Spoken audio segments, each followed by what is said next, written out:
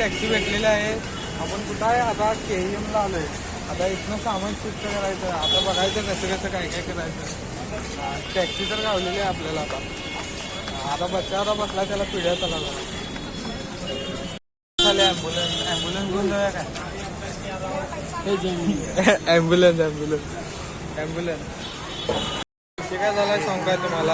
आम्ही इथे तिघजण आलोय आणि अजून एक गाडी आहे ती रस्ता विस्कटल्या आणि दुसरी 2 व्हीलर आहे त्यावर 2 जण. त्या व्ह्यू बघा व्ह्यू